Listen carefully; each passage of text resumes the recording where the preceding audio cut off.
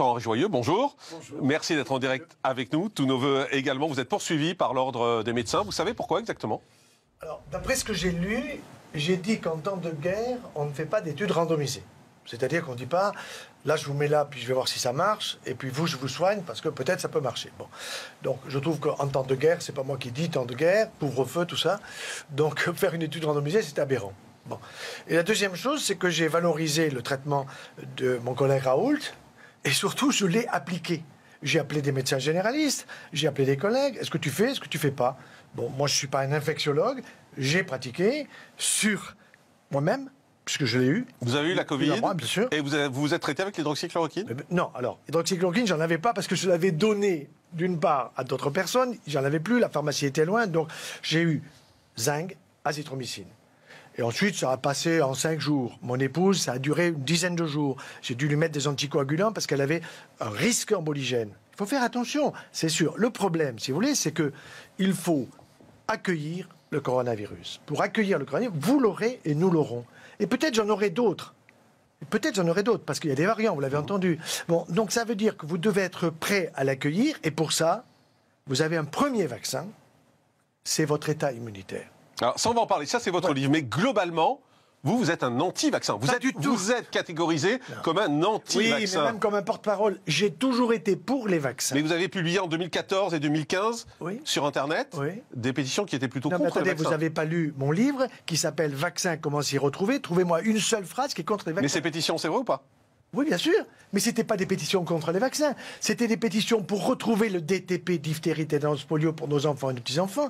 Et l'État a donné raison au niveau du Conseil d'État. Seulement, le Conseil d'État savait parfaitement qu'arrivaient les 11 vaccins obligatoires, qui avant étaient DTP vers 18-24 mois, et tout d'un coup, on est descendu à 2 mois, avec l'hépatite B. Est-ce que vous êtes pour la vaccination?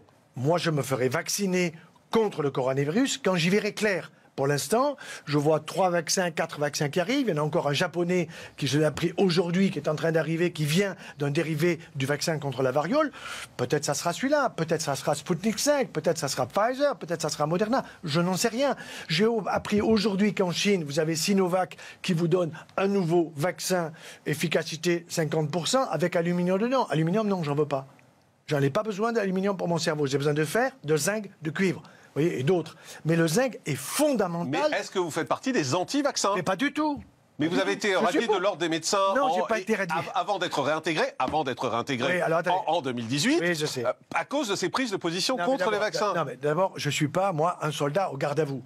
J'essaye de réfléchir. Nous sommes tous des Français et nous avons tous autant de neurones qu'un prix Nobel. Donc on est capable de s'en servir. D'accord? Donc ça veut dire quoi? Ça veut dire, on me propose des vaccins, ok, lequel? Diphtérie, tétanos, polio, à fond pour. Ça a démontré son efficacité.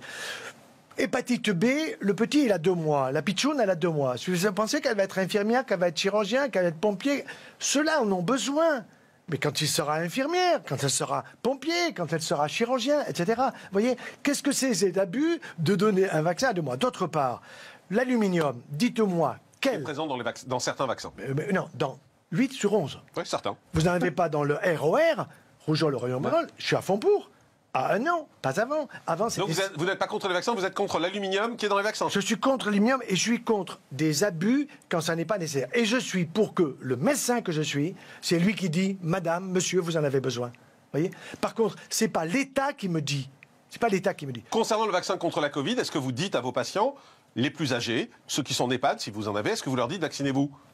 Pour l'instant, je leur dis attendez. Je vais vous dire. Leur dites attendez? Bien sûr. Y compris en EHPAD. 92 ans, la mamie, impeccable. Toute sa tête, toutes ses jambes, etc. Elle est toute joyeuse, etc. On lui dit, il faut peut-être se faire vacciner. On appelle la famille m'appelle. Je dis, écoutez, dans la mesure où elle est en pleine forme, laissez-la tranquille pour l'instant. Dans 1 mois, dans 1 semaine, dans 3 semaines, je vous appelle, je vous dirai peut-être... Elle ne risque pas d'attraper le virus entre-temps? Mais attendez, elle a 92 ans. Elle peut aussi perdre la vie.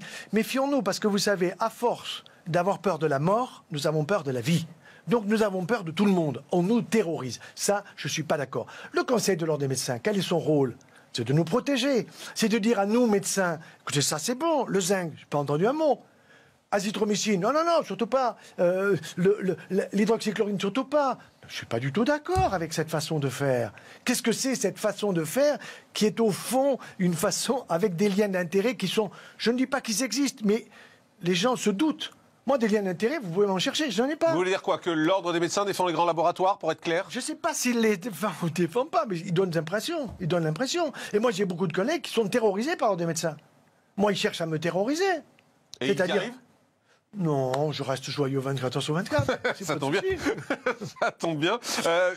Un mot encore, qu'est-ce que vous dites aux gens, là, qui hésitent à se faire vacciner? Vous leur dites, n'y allez pas? Non, je leur dis, écoutez, il va falloir se faire vacciner, ça c'est certain, mais à partir du moment où on vous propose déjà, disons, au moins 3-4 vaccins... On ne pourra pas choisir, a dit le ministre de la Santé. Non, le ministre de la Santé, il n'y connaît rien, c'est un neurologue qui connaît que dalle. Donc c'est pas lui qui va me donner des ordres. Il n'y connaît rien, le ministre de la Santé? Mais non, il n'y connaît rien. Il est neurologue, il est ministre, il est dans la politique, dans les syndicats, etc. C'est pas lui qui va nous donner des ordres à nous médecins. Enfin, quand même. Nous sommes des médecins, nous avons fait des formations, nous avons une capacité à réfléchir. Bon. Ça veut dire quoi? Que vous refusez ce que vous dit le ministre de la Santé? Non, le ministre de la Santé, c'est pas lui qui doit me donner des ordres. C'est qui? Ben, c'est ma conscience, c'est ma... L'ordre des médecins? Ben non, parce qu'il n'en donne pas. Il n'en donne pas. Donc, c'est ma conscience et ma science. Ça veut dire que je bosse beaucoup. Ça, c'est vrai. Donc, je veille. Je n'ai pas pu faire partie de la réserve sanitaire parce que, soi-disant, je suis trop vieux alors que j'ai une pleine forme. Oui, ça se voit. Donc, voilà. Donc, qu'est-ce que j'ai fait? J'ai dit, je vais veiller. Ça veut dire, je vais veiller, non pas simplement en dormant, mais je vais me renseigner. Je vais travailler la question. Je bosse 4 à 5 heures par jour sur le sujet.